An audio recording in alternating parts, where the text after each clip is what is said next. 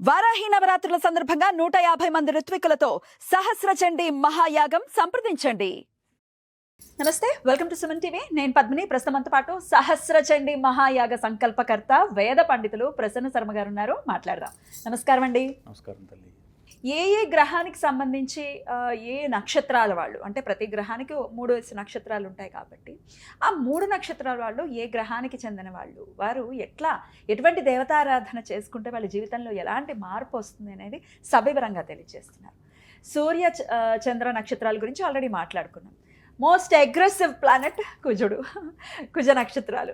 ఏవి కుజ నక్షత్రాలు, అలాగే వాళ్ళు ఏ ఆరాధన చేసుకుంటే జీవితంలో మార్పు వస్తుంది, ముందు వాళ్ళు మారటం అనేది ఖచ్చితంగా చేసుకుంటే ఆటోమేటిక్గా అన్నీ మారిపోతాయి. ఇంతకీ ఆ 3 నక్షత్రాలు ఏవంటి? ఈ యొక్క కుజ గ్రహానికి సంబంధించినటువంటి 3 నక్షత్రాలు మృగశిర, చిత్త, ధనిష్ట. ఈ 3 కూడా కుజగ్రహానికి సంబంధించిన నక్షత్ర ఈ గ్రహానికి అధిపతి కుజుడు. అయితే ఈ యొక్క నక్షత్రం యొక్క స్వభావం ఎలా ఉంటుందంటే కొంచెం అగ్రెసివ్గా ఉంటూ ఉంటారు, అక్కర్లేని చోట్ల కోపం పడిపోతూ ఉంటారు, అక్కర్లేని వాటికి ఇబ్బందులు పడుతూ ఉంటారు, ఇటువంటివి బాగా పక్క వాళ్ళకి అభయాలు ఇస్తూ నష్టపోతూ ఉంటారు. ఇటువంటివన్నీ కూడా జరుగుతూ ఉంటాయి.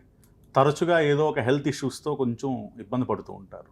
ఎందుకంటే కుజగ్రహం రోగాలకి అలాగే రుణాలకి కూడా అధిపతి అయినటువంటి వాడు కుజుడు. సో ఈ యొక్క 3 నక్షత్రాలు మృగశిర, చిత్త, ధనిష్ట, ఈ 3 నక్షత్రాల్లో కూడా చక్కగా దుర్గా అమ్మవారిని ఆరాధన చేసుకున్నట్లయితే వీరి యొక్క అనుభవించేటువంటి ఇబ్బందులు అన్నీ కూడా అమ్మవారు నివృత్తి చేస్తుంది. అమ్మవారు చాలా విశేషంగా చెప్పబడి ఉన్నారు. అమ్మవారి యొక్క దుర్గా శ్లోకాలు కొన్ని ఉన్నాయి.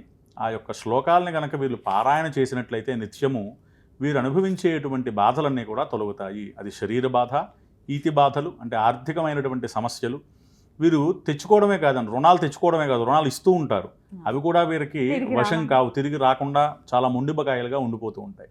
సో ఇటువంటివన్నీ కూడా కొంచెం ఇది ఉంటాయి. తర్వాత ఈ యొక్క కుజగ్రహం భూమికి అధిపతి.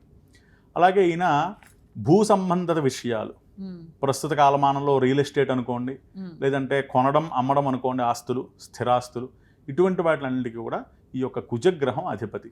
ఈ యొక్క కుజగ్రహం వారు కనుక మనకు అనుకూలించినట్లయితే ఈ రోగాలు, రుణాలు, అలాగే ఈ భూ సంబంధిత విషయాలు వీటిలన్నింటినీ కూడా నివారణ చేస్తారు. మరి ఈ యొక్క గ్రహానికి అధిపతి ఎవరయ్యా అంటే అమ్మ, దుర్గా అమ్మ. అలాగే ఈ దుర్గామ్మని ఎవరైతే ఆరాధన చేస్తారో వారికి చాలా విశేషమైనటువంటి ఈ యొక్క ఫలితం కలుగుతుంది. మరి ఎటువంటి నామాలతో? దుర్గాదేవి అంటే రకరకాలు వింటూనే ఉంటాం కదండి. అత్యంత శీఘ్రగతిన మాకు అమ్మవారి అనుగ్రహం కావాలి అనుకునేవారు ఎటువంటి నామాలతో అమ్మవారి అర్చన చేసుకోవచ్చు? ఈ యొక్క దుర్గా అమ్మవారికి నామాల గంట కొన్ని శ్లోకాలు ఉన్నాయి తల్లి. ఆ శ్లోక రూపేణా గనక ఖచ్చితంగా మనం పారాయణ చేసినట్లయితే, కొంచెం శ్రద్ధ వహిస్తే ఈ శ్లోకాలు అందరూ చెప్పుకునేటువంటి శ్లోకాలే, వింటే అందరికీ అర్థమవుతాయి. అటువంటి శ్లోకాలని కనుక పారాయణ చేస్తే వారు చక్కగా అమ్మవారి యొక్క కృపకు పాత్రులు కాగలరు.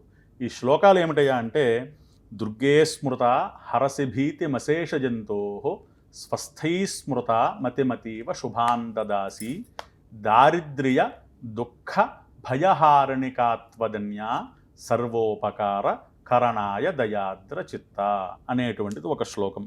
అలాగే అందరికీ వచ్చినటువంటి శ్లోకం సర్వమంగళమాంగళ్యే శివే సర్వార్థ సాధకే శరణ్యే త్రియంబికే దేవి నారాయణి నమోస్తుతే.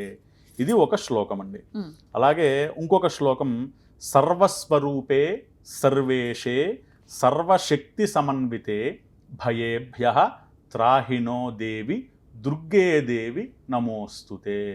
ఈ 3 శ్లోకాలని గనక ఖచ్చితంగా వీరు పారాయణ చేసినట్లయితే చాలా విశేషమైనటువంటి అమ్మవారి యొక్క అనుగ్రహం కలుగుతుంది అనేటువంటి దాంట్లో ఎటువంటి సంశయము కూడా లేకుండా చాలా విశేషమైనటువంటి అమ్మ అనుగ్రహం కలిగి ఈ యొక్క కుజగ్రహం యొక్క బాధ తొలగి చక్కగా వారు అనుకున్నటువంటి యోగాలన్నీ కూడా పొందేటువంటి అవకాశాలు మెండుగా ఉన్నాయి తల్లి.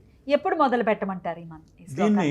మంగళవారం రోజు చక్కగా శుచిర్భూతులై తలస్నానం చేసుకుని ఒక దీక్షాబద్ధంగా ప్రారంభం చేసినట్లయితే విడువ పెట్టకుండా ప్రతిరోజు అధమాధమ పక్షం ఒక మండలం రోజులు 40 రోజులు కనుక ఈ యొక్క శ్లోకాన్ని రోజు పారాయణ చేసినట్లయితే ఖచ్చితంగా అమ్మవారు వీరికి వరమిస్తుంది. అద్భుతం. ఎవరైనా చేయొచ్చు, ఆడవారు ఎవరైనా చేయొచ్చు తల్లి. వీరికి ఏమీ చిన్నపిల్లల దగ్గర నుంచి వృద్ధులు, వయోవృద్ధులు దాకా అందరూ కూడా. ఎందుకంటే ప్రస్తుత కాలమానంలో వయసుతో సంబంధం లేకుండా బాధలన్నీ కూడా పడుతూ ఉన్నారు అవును. తల్లి.